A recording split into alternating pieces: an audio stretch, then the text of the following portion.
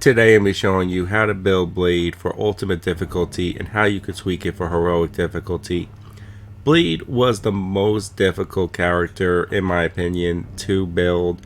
It would be really nice if you could build him where he inflicts bleed, he can take advantage of his own bleed, and he does good damage per play.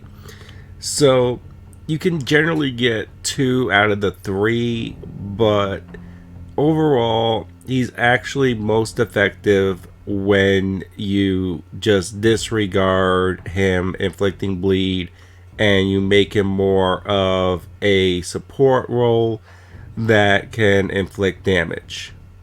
To start off with, we're going to take 2 copies of Strike.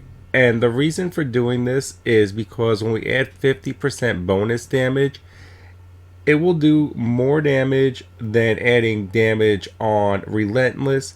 Crit or not, Strike with 50% more damage will be your best move.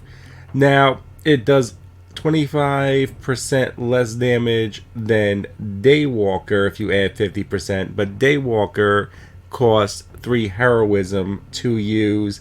Salvage would do more damage if you hit somebody that has block, but that also costs 2 heroism.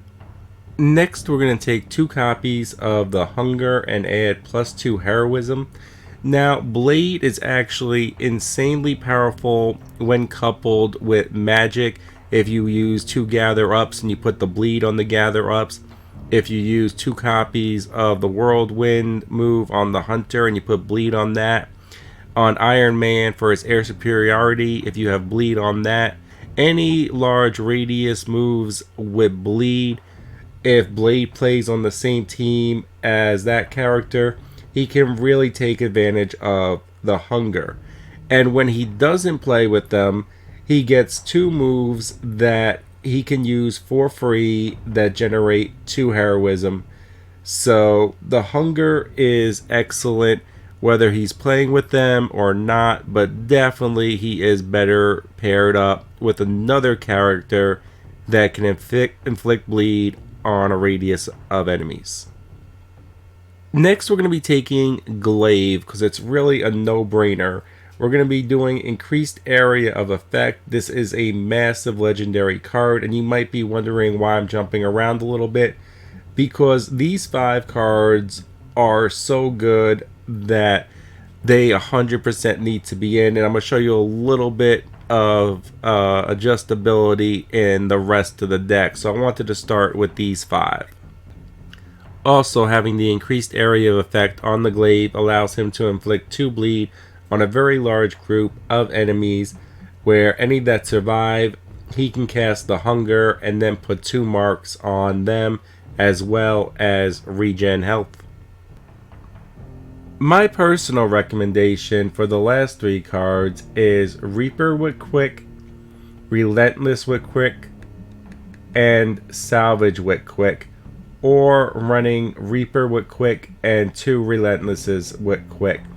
Now, the reason for this is we have a quick attack that can kill the little enemies with no health and give us strengthened, or to finish off enemies after they split so many times. Use this as your opener whenever possible when you have other cards that you can play. Relentless is a mid-range quick at 450-ish, and Salvage has the potential on a critical to be an insanely high damage quick attack. Also, it's not bad for 2 heroism to just put in some pretty good damage on an enemy with block and disregard the quick.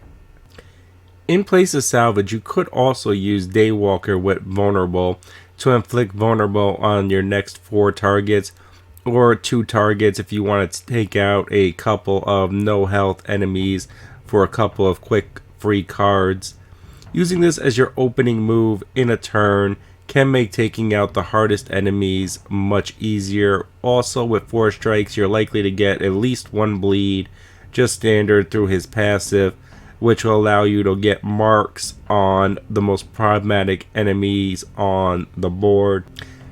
For heroic difficulty and blades that are low level, you could also replace it with a lifesteal quick. You could actually replace relentless as well and run a daywalker or a salvage and a lifesteal quick, or a lifesteal and gain 100% block to make him very tanky for heroic. If you like this build, leave a like, comment, share. It does help others find the build. I hope that helped.